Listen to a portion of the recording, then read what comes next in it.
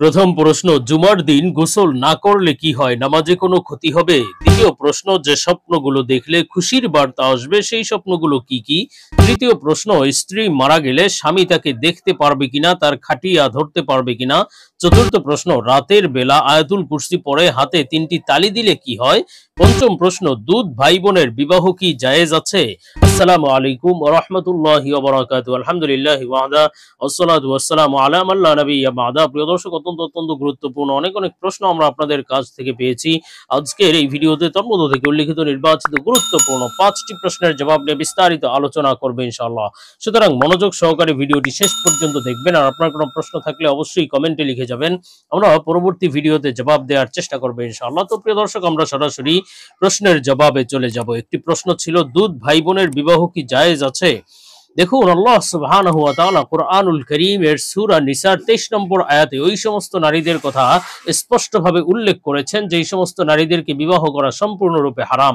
তন্মধ্য থেকে একটি হলো ওয়া আখাওয়াতুকুম মিনার রাদাআতি, অর্থাৎ তোমাদের দুধ বোনকে তোমরা বিবাহ করতে পারবে না, তারা তোমাদের উপর সম্পূর্ণরূপে হারাম। আসলে দুধ বোন, যে প্রকৃত দুধ বোন, এই দুধ ভাই বোনের সম্পর্ক সারা জীবনের জন্য হারাম এবং তারা কখনোই বিবাহ বন্ধনে আবদ্ধ হতে পারবে না। তবে বলেছি যে প্রকৃত দুধ ভাই বোন হতে হবে। অনেকে আমাদের সমাজে অনেকে এমন ভাই বোনের কথা প্রচলিত আছে, বা অনেকে মনে করে যে তারা মনে হয় দুধ ভাই বোন, আসলে তারা দুধ ভাই বোন নয়। যেমন কোন নারীর যদি এক পক্ষের যদি অন্য অপর পক্ষের সন্তান থাকে যে তার দুধ পান করেনি, তথা তার স্বামীর আগের ঘরের সন্তান, অথবা তার স্বামীর কোনো সতীনের যদি সন্তান থাকে যে তার থেকে দুধ পান করেনি, সে যদিও তার সন্তান, কিন্তু এই দুধ মা, অর্থাৎ এই যে মা, সে তার যদি দুধ অন্য কোনো ছেলে পান করে এবং তার যে সেই সৎ মেয়ে বা সৎ সন্তান যে তার দুধ পান করেনি, তারা যদিও সম্পর্কের দিক থেকে ভাই বোন, কিন্তু তারা দুধ ভাই বোন নয়। তো এদের মধ্যে বিবাহ জায়েজ হবে, কিন্তু যারা প্রকৃতপক্ষে দুধ ভাই বোন, এদের যে বিবাহ আজীবনের জন্য হারাম, জায়েজ নেই। আমরা পরবর্তী প্রশ্নের জবাবে চলে যাই। প্রশ্ন ছিল, রাতের বেলা আয়াতুল কুরসি পড়ে হাতে তিনটি তালি দিলে কি হয়? দেখুন, আয়াতুল কুরসি, এটাকে আয়াতুল কুরসি বলা হয় এবং এটা কোরআনুল কারীমের সর্বশ্রেষ্ঠ আয়াত বলা হয়েছে। এজন্য আয়াতুল কুরসির অনেক ফাজাইল বর্ণিত আছে। এমনকি বর্ণিত আছে যে ব্যক্তি 5 ওয়াক্ত নামাজের পরে আয়াতুল কুরসি পড়বে, আল্লাহ তাআলা তাকে জান্নাত দান করবেন। শুধুমাত্র মৃত্যু তার অপেক্ষা, তথা মৃত্যু তার বাধা, মৃত্যু হয়ে গেলে সে জান্নাত লাভ করবে। তো মোট কথা, আয়াতুল কুরসির অনেক ফাজাইল বর্ণিত আছে। আয়াতুল কুরসির আমল যদি আপনি নিয়মিত করেন, সকাল সন্ধ্যায় করেন, ঘুমের আগে করেন, 5 ওয়াক্ত নামাজের পরে করেন, তাহলে আল্লাহ তাআলা আপনাকে অনেক ফাজাইল তো দিবেন, সাথে সাথে বিভিন্ন খারাপি থেকে আপনাকে হেফাজত করবেন। তো এখন তার মানে এই নয় যে আপনি ঘুমের আগে বা রাতের বেলা আয়াতুল কুরসি পরে হাতে তালি দিতে হবে। এই হাতে তালির কোথাও বর্ণিত নেই। শুধুমাত্র আপনি রাতের বেলা ঘুমের আগে আয়াতুল কুরসি পড়তে পারেন, বা অন্য সময় যে বলা হলো এগুলোর আয়াতুল কুরসির আমল করবেন, এতেই আপনার জন্য যথেষ্ট। হাতে তালি দেওয়া জরুরি নয়। অনেকে মনে করে হাতে তালি দিলে তাহলে হাতের তালির যতদূর আওয়াজ যায় ততদূর চোর ডাকাত শয়তান ইত্যাদি আসতে পারে না।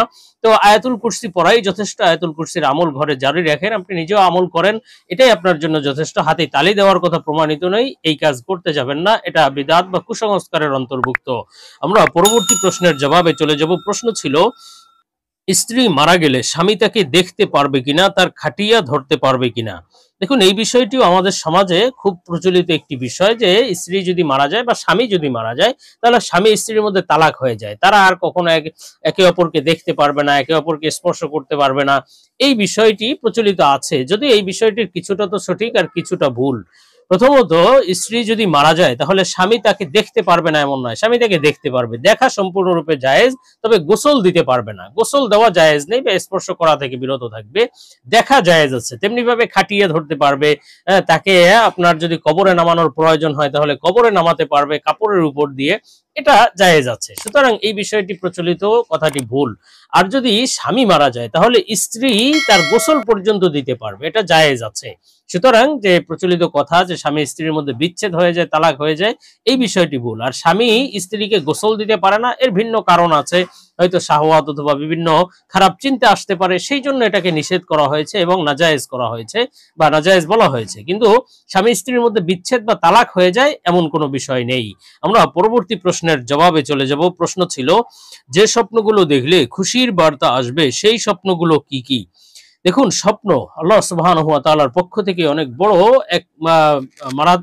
বড় এক বিষয়, এবং আল্লাহ তাআলা বান্দাদেরকে মহব্বত করে ভালোবেসে বিভিন্ন সময় বিভিন্ন বার্তা দিয়ে থাকেন। কখনো সুসংবাদের বার্তা, আবার কখনো সতর্ক বার্তা। তো আল্লাহ তাআলার দেখানো স্বপ্নগুলো কিন্তু অবশ্যই সহিহ এবং সত্য স্বপ্ন, তার সহিহ এবং সত্য ব্যাখ্যাও রয়েছে। তো আজকে আমরা এমন কিছু স্বপ্ন সম্পর্কে আলোচনা করব প্রশ্নের ভিত্তিতে, যেগুলো দেখলে বুঝতে হবে খুশির বার্তা আসবে। এ সম্পর্কে আমরা আলোচনা করব নির্ভরযোগ্য স্বপ্নের ব্যাখ্যার কিতাব আল্লামা ইমাম মুহাম্মদ ইবনে সিরিন রহমাতুল্লাহ আলাইহির তাবিরুর রুইয়া কিতাব থেকে।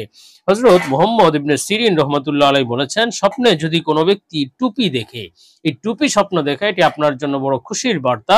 আল্লাহ তাআলা আপনার জীবনে সুখ শান্তি দান করবেন, মান মর্যাদা ইজ্জত দান করবেন, আপনার মান ইজ্জত বেড়ে যাবে ইনশাআল্লাহ। আর স্বপ্নে যদি কোনো ব্যক্তি দেখে নিজের মাথায় হাজিরা যেই টুপি পরে, যে ধরনের বেড়ি এবং রুমাল সহ যেই টুপি পরে, এমন কোনো টুপি দেখলে বুঝতে হবে আপনার সম্মান তো বৃদ্ধি পাবেই, সাথে সাথে আপনার শত্রুর উপর আপনি বিজয় লাভ করবেন। আল্লাহ তাআলা আপনাকে বিজয়ী করে দিবেন ইনশাআল্লাহ। আর স্বপ্নে যদি কেউ নিজের মাথায় বাদশাহের টুপি দেখে তথা বাদশাহ যে রাজমুকুট পরে এমন কোনো মুকুট দেখলে, এটিও আপনার জন্য ইজ্জত সম্মান লাভের আলামত। আল্লাহ তাআলা আপনার মান মর্যাদা দান করবেন এবং আপনি নেতৃত্ব দিবেন, ক্ষমতা লাভ করবেন ইনশাআল্লাহ। আর স্বপ্নে যদি কেউ লোহার টুপি দেখে, তাহলে এটি বড় খুশির বার্তা এই বিষয়ে যে সে সরকারি চাকরি বাকরি পাবে এবং সরকারিভাবে ক্ষমতা লাভ করবে, এবং আল্লাহ তাআলা তাকে ব্যাপক অর্থ সম্পদ দান করবেন ইনশাআল্লাহ তাআলা। আর তবে স্বপ্নে যদি কেউ টুপি পরে যেতে দেখে, মাথা থেকে টুপি পরে গিয়েছে অথবা খুলে ফেলেছে, এই স্বপ্নটি অবশ্য সতর্ক বার্তা। আপনাকে সতর্ক বার্তা দেওয়া হচ্ছে, আপনি হয়তো চাকরিচ্যুত হতে পারেন, অথবা আপনি যেই কাজ করছেন আপনি কর্মহীন হয়ে যেতে পারেন। এটি আপনার জন্য সতর্ক বার্তা, সাথে সাথে আপনার ইজ্জত সম্মানও ক্ষুণ্ণ হতে পারে, ইজ্জত সম্মান নষ্ট হতে পারে, আপনাকে সতর্ক বার্তা দেওয়া হচ্ছে। তো যাই হোক, আমরা পরবর্তী প্রশ্নের জবাবে চলে যাব। প্রশ্ন ছিল, জুমার দিন গোসল না করলে কি হয়, নামাজে কোনো ক্ষতি হবে? দেখুন প্রিয় দর্শক, জুমার দিন গোসল করা সুন্নাহ সম্মত একটি আমল। জুমার দিন গোসল করা, ওযু করা সম্পর্কে অনেক বর্ণনা রয়েছে। রাসূল সাল্লাল্লাহু আলাইহি ওয়াসাল্লাম জুমার দিনের যেমন অনেক ফাজাইল বর্ণনা করেছেন, তেমনি ভাবে জুমার দিনের গোসল করা, ওযু করা, এই বিষয়ে পবিত্রতা অর্জন করার বিষয়ে অনেক ফাজাইল বর্ণনা করেছেন। এজন্য জুমার দিনের গোসল অত্যন্ত গুরুত্বপূর্ণ একটি আমল। এজন্য প্রয়োজন ছাড়া আপনি জুমার দিনের গোসল থেকে বিরত থাকবেন না। যদি জুমার দিনে গোসল আপনার প্রয়োজন হয় তথা ফরজ গোসল হয়, অথবা এই ধরনের কোনো বিষয় থাকলে তো অবশ্যই গোসল করতে হবে। কিন্তু যদি গোসল ফরজ নাও থাকে, অথবা আপনার বিশেষ যদি আপনার গোসল করতে মনে নাও চায়, তাও জুমার দিন উপলক্ষে আপনার জন্য গোসল করা সুন্নাহ এবং আপনার জন্য অনেক ফায়দার কারণ হবে। এজন্য জুমার দিনের গোসল সম্পর্কে রাসূল সাল্লাল্লাহু আলাইহি ওয়াসাল্লাম অনেক গুরুত্ব দিয়েছেন। তিনি বলেছেন, তোমাদের কেউ যেন জুমার দিনে গোসল না করে থাকে, তথা জুমার দিনের জন্য গোসল করে, গুরুত্ব সহকারে জুমার দিনের গোসলের কথা বলা হয়েছে। এজন্য জুমার দিনে গোসল করা অত্যন্ত জরুরি একটি আমল। তবে হ্যাঁ, জুমার দিনে গোসল না করলে যে আপনার নামাজ হবে না, নামাজে কোনো ক্ষতি হবে, এই ধরনের কোনো বিষয় নয়। আপনার নামাজ সহিহ হয়ে যাবে।